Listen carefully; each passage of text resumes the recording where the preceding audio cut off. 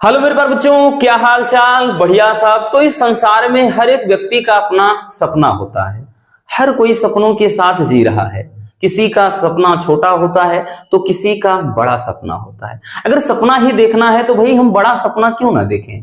आपका भी कोई सपना होगा और आपका भी एक टारगेट है कि अब की बार मुझे बोर्ड एग्जाम में 90 प्लस फोड़ना है, 90 प्लस स्कोर करना है। ये आपका टारगेट है और ये आपका टारगेट है और यही टारगेट हमारा भी है कि हम आपको इस सपनों तक पहुंचा सकें, इस एम तक, इस टारगेट तक आपको हम पहुंचा सकें।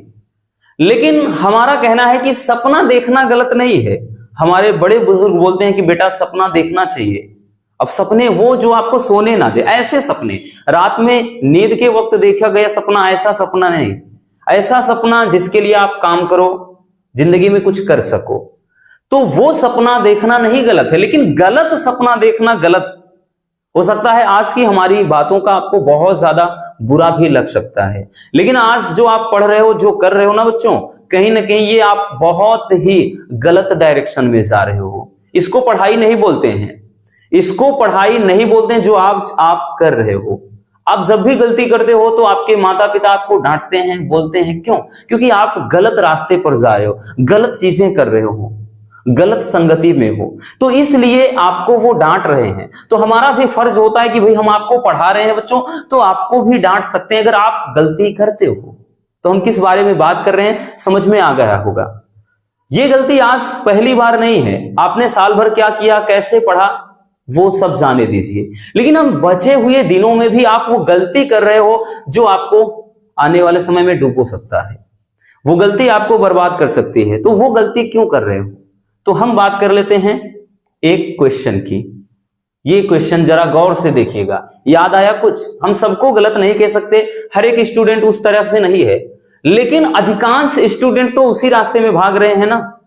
न जाने कितनी बार ऐसा हुआ है कि भाई हमें शर्मवश हम ये क्वेश्चन जो पोस्ट करते हैं कम्युनिटी पर डिलीट करना पड़ा है, क्योंकि लाखों बच्चे उस पर 1-1 लाख 1.5 लाख बच्चे पोस्ट मतलब इस पर जाकर के वोटिंग करते हैं, क्लिक करते हैं, अपनी राय देते हैं। तो ये क्वेश्चन भी हमने आज ही पोस्ट किया है मॉर्निंग में, और यूं समझिए अभी 4 घंटे 5 घंटे के वक्त जो हम वीडियो शूट कर रहे हैं तो 4 से 5 घंटे ही बीते हैं, लगभग 4 घंटे। तो इस समय प्रेजेंट टाइम में देख सकते हैं 25,000 से भी ज्यादा इस पर वोटिंग हो चुकी है। क्वेश्चन ये था कि किस काव्य कृति पर ज्ञानपीठ पुरस्कार नहीं मिला है, और सबने आंखें मूंद कर वोटिंग किया है। ऑप्शन बी, इस पर धड़ाधड़ वोटिंग। और वोटिंग किया क्यों है बता दें, क्योंकि कल हमने एक क्वेश्चन इससे रिलेटेड पूछा था, रामधारी सिंह दिनकर की कौन सी रचना है और किस रचना पर उन्हें ज्ञानपीठ पुरस्कार मिला। क्वेश्चन इस तरीके से पूछा था, और इसीलिए कल के चक्कर में आज पूरा का पूरा वोटिंग करके बैठ गए हैं। तो इस वीडियो को शूट करने बहुत ही ज्यादा जरूरी था ताकि आप वो गलती ना करें, क्योंकि ये क्वेश्चन पूछा गया था कि किस काव्य कृति पर ज्ञानपीठ पुरस्कार नहीं मिला है। तो आपके सामने ये 4 ऑप्शन थे, केवल 11% बच्चों ने सही क्लिक किया है इस पहली वाली रचना पर। अरे दिमाग थोड़ा लगाओ कि ये जो रचना है उर्वशी है, चिदंबरा है, कितनी नाव में कितनी बार, इन तीनों पर ज्ञानपीठ पुरस्कार मिला है।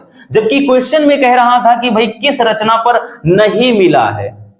तो भीड़ के पीछे भागना बंद कर दो, नहीं तो जिंदगी भर केवल भीड़ बंद कर रह जाओगे और भीड़ में ही भेड़ बकरियों की तरह इधर उधर भागोगे। आप गलती करते हो तो हमारा फर्ज है कि आपको भाई हम उस गलती से बाहर निकालें, आप वो गलती दोबारा ना करें। तो ये गलती मत करना बच्चों। ये एग्जाम में क्वेश्चन आएगा तो ऐसे ही ऊट पटांग लिखोगे, भाई इस रचना पर नहीं मिला है तो ये ऑप्शन सही होना चाहिए। इस पर तो मिला है ना, ये उर्वशी भाई रामधारी सिंह दिनकर जी की रचना है, रामधारी सिंह दिनकर जी की रचना है, क्योंकि यहां पर पूछ लिए लेता है भाई लेखक या कवि का नाम भी, साथ ही साथ ये पूछ लेता है कि किस पर मिला है इनको। और ये जो दूसरी रचना है इस पर भाई ये किसकी रचना है, तो ये है सुमित्रा नंदन पंत जी की। सुमित्रा नंदन पंत, इनको इस रचना पर मिला था। और तीसरी रचना है कितनी नाव में कितनी बार, तो ये मिला है अज्ञे जी को, सच्चिदानंद हीरानंद वात्स्यायन अज्ञे। तो ये अज्ञेय जी को इस रचना पर मिला है। जबकि ये जो पहला है प्रिय प्रवास की बात करें तो ये हरिऔध जी की रचना है, और इस रचना पर कोई भी ज्ञानपीठ पुरस्कार, यानी इस रचना पर ज्ञानपीठ पुरस्कार मिला ही नहीं है। तो जो विकल्प होना चाहिए था वो विकल्प होना चाहिए था ये वाला, और सब बच्चों ने, अधिकांश बच्चों ने इस पर सही लगाया है, अधिकांश बच्चों ने। तो भाई जिनका सही था उनकी सोच को तो एकदम सलाम है, भाई आपकी तैयारी एकदम बेहतर जा रही है। लेकिन जिनसे गलती हो रही, एक बार हो जाता है, दो बार हो जाता है, न जाने कितनी बार, हमने ऑलरेडी एक दो बार वीडियो बनाकर आपको समझाया है कि क्वेश्चन को पहले ढंग से पढ़ लिया करो। पूछ क्या रहा है, पूछ रहा है कि किस रचना पर नहीं मिला है, और आप लगा रहे हो किस रचना पर मिला है। चलो मान लेते हैं कि इस पर मिला है, तो क्या इस पर नहीं मिला है? इन दोनों पर भी तो मिला है ज्ञानपीठ पुरस्कार। तो ऐसा गलती कैसे कर सकते हो? अब बोर्ड एग्जाम कितना दिन बचा है, और इस टाइम भी ऐसा ऊट पटांग क्लिक कर रहे हो। न जाने कितनी बार ये क्वेश्चन हमने बताया होगा, लेकिन फिर भी वही गलती कर रहे हो। और बोर्ड एग्जाम आएगा, पेपर आएगा, आपका भाई क्वेश्चन भी दिखेगा, फटाक से गलत आंख मूंद कर मार दोगे, आओगे भाई हमको चिल्लाओगे कि जो आपने पढ़ाया कुछ नहीं फंसा। यही करोगे, हमें पता है यही करने वाले हो। जिस तरह से तैयारी जा रही है, जिस तरह से तैयारी चल रही ना, तो भाई हम दिन रात, भाई हमारी नींद हराम हो रही कि आपके लिए कितना मेहनत कर लें, लेकिन आप लोग ऐसा परिणाम देते हो। खैर भाई हमें भी थोड़ा बुरा लगा, इसलिए बोल दिया इधर उधर बच्चों, लेकिन यही कहेंगे मेहनत करो, अच्छे से पढ़ो।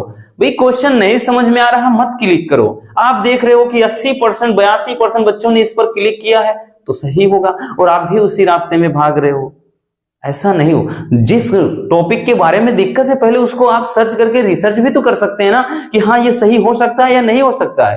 तो भाई किस रचना पर मिला है वो तो हमने बता दिया है, इसी पर नहीं मिला है, ये क्वेश्चन था हमारा। आई होप कि ये गलती आप लोग अब दोबारा नहीं करेंगे। अच्छे से मेहनत करिए, बचे हुए समय में भाई जो करना पड़े, दिन रात एक करना पड़े, करो बच्चों, और आपके सपनों के लिए हम ही ऐसे ही लगे हुए हैं। ठीक है।